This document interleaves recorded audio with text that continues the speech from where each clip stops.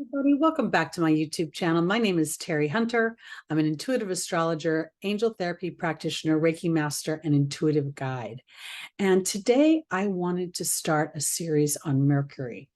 But this series is going to look at Mercury through the signs in relation to your personal powers of manifestation. When I was starting to study spirituality, one of the very first concepts that came across my path was that which I think of creates at one level, that which I think of and speak of creates at another level, and that which I think of, speak of, and do is made manifest in my world. Our words represent our beliefs. Mercury represents our words, represents our speech, represents our intellect and our memory. And so I wanted to kind of look at Mercury as a cooperative component to the law of attraction, to the law of cause and effect, and how to use Mercury to your highest and greatest good. I fully believe that our thoughts are things, that our thoughts begin the momentum of manifestation, and the focus of a certain thought or a certain vein of thoughts will start to create that experience within your life. So when you find yourself saying something like, I always get the parking spaces that I need, you have a deep belief that that is true. And then every time that topic comes up, you speak from that belief, which is solid and working towards what you want. The same thing comes into play with the things that we have challenges in. You know, there's the person who says, man, every time I go into this particular place, this is what happens. And so you become the point of attraction. And that is through your thoughts. So I wanted to kind of look at the idea of Mercury always being very close to the sun within the zodiac, usually within no more than 28 degrees.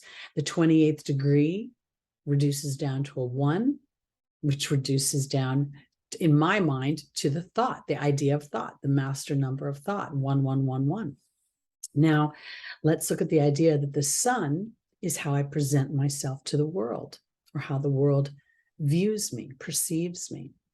And so my mercurial activities, that which I think of, that what I talk about, the things that we chat about on the phone, the things that in the ways I interact through my personal thought process will align the components within the universe to manifest those things. So I want to kind of take this idea of Mercury representing the seedling of the law of attraction. And then we're going to go into the idea of the law of allowing, but more so the idea of that first initial attraction. Oftentimes we think of Mercury as, on the road, giving information, checking emails. All of those activities are outward bound. Let's look at Mercury from inward bound. What is the conversation I have to myself when I'm getting ready for a job interview? What is the conversation I have about myself when I am feeling under pressure to get a certain job done, a task done, whatever the case may be? Because those thoughts, again, start to create a focus and a momentum. And I almost think of like a wheel of energy that starts to just plow through the everyday experience, removing that which is not focused upon. So, given the idea that our focus creates our experience, and many of us will look at our experiences and then say, that is why I have the focus there. But what if those experiences, especially if they're challenging, initially are brought in as divine disruptors to make you aware of where your focused thought is and your contributing factor to what you're experiencing in the earthly plane. I don't think it's easy to change a thought once you have once it's been like imprinted on you, or once you've had it for a while, it always feels like a chalkboard, right?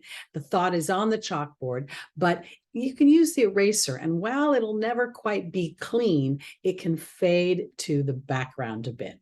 So my intention for this series on Mercury through the signs is to have you be able to look in your natal chart and see how Mercury affects the way you think, what you're interested in, how you process your thoughts, which then process your beliefs, which then process your speech, which then contributes to your experience. And if indeed you find yourself in a challenging situation where your thoughts seem to be moving in the direction you don't want to go, that is not anything to go cuckoo over. That's just something where you can say, okay, we're in a bit of divine disruption. And where is my thought or my belief not serving the outcome I want to have? And my next thought is, what if this situation is different than it has been before?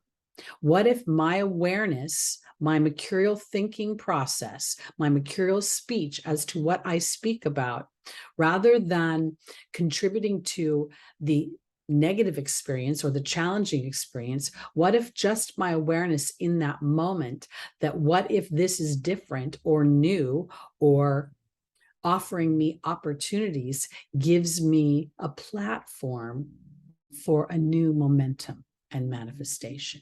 So it's not about judging or looking back at the experiences you've had or the thought processes you've had and having any sort of regret, or I wish I would have known then what I know now, but rather practicing this present awareness and asking yourself if your thought process is serving the experience you want to have. What am I thinking and what am I speaking? And if you cannot speak to the experience that you want to have, to the higher vibrational experience, then you absolutely have an opportunity not to speak at all. And therefore, we eliminate one element of the manifestation that would be moving in the wrong direction. And then you can backtrack and start asking yourself, what if there's a new thought? Okay, everybody, I'm going to start to jump into the signs now, and we'll be starting with Aries.